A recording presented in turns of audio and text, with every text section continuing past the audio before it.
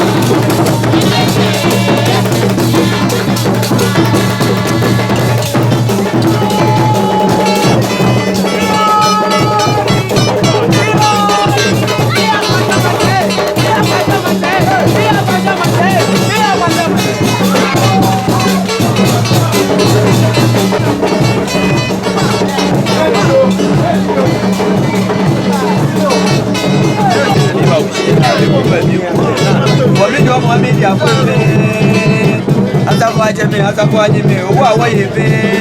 kulo na ba e na wo na wo ye da ne me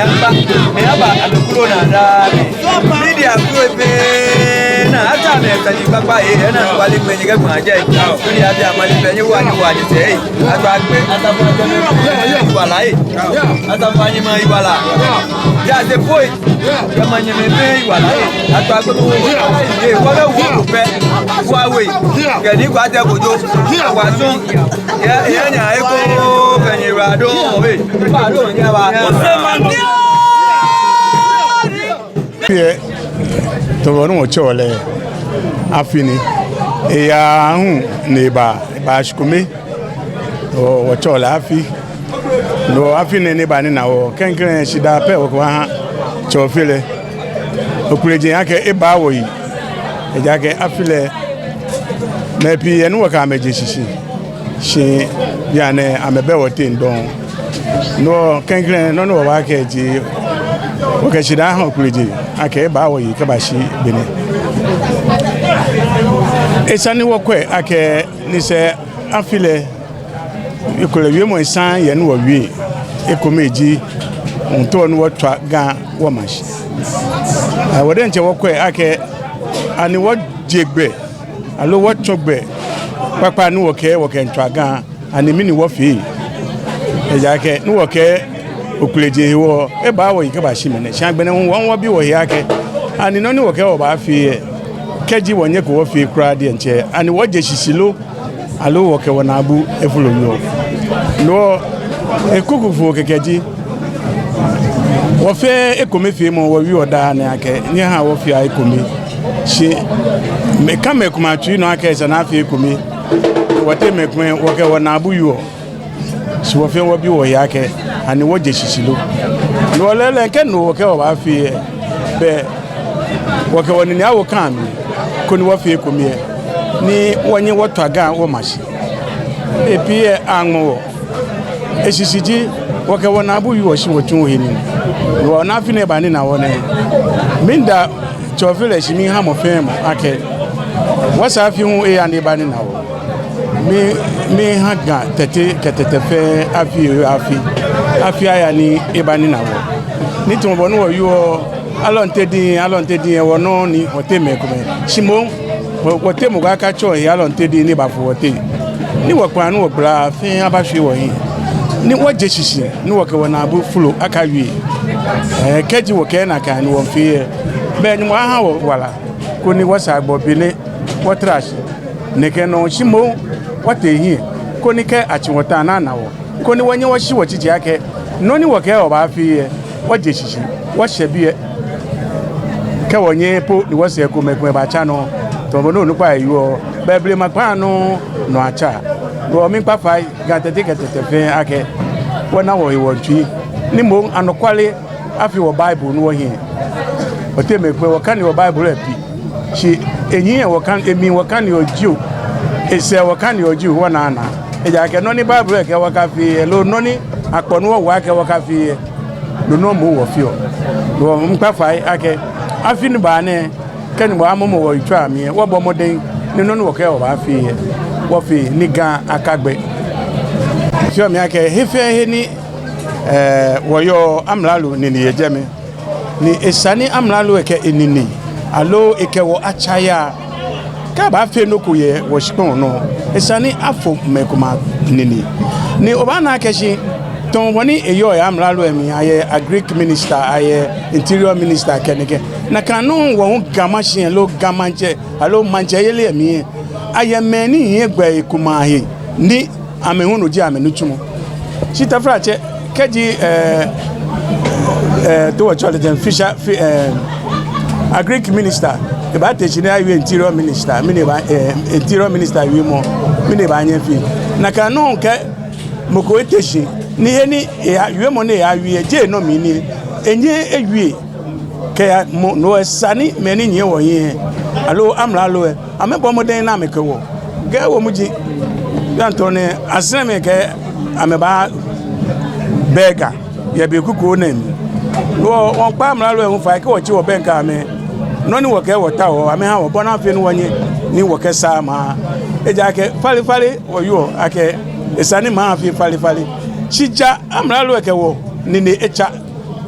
ke ni bi kuma na ba fi ha ma esani amralo han wole koni won wanye wake me ni nyi wo se nji wo mambie ake no na ba fi ne koni wona wole amenwa me na amele ake ka fi ekura ma bi saji no na ba fi ne ani mini ji wo hu wo no ni yomi ta fra che ekura to wona ma ha bone ke ache me ni sana ache na awi ababi ake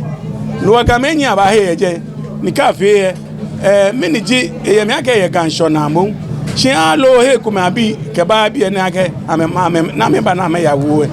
keke won wonye wo ke wo le me ke me ni san wo ke wie ke wo ke wie chi ko ta shi no ni bi no ha le shin afene bi no ha le shin afene ke abi wo le no no ko no won pa mla lo e fai ake shi ke ji no ku na ba fi ame chi ame benke me ni sani amele ko ni wonye wo ka ma chamlo no twaka ke ga na fe o ma shi o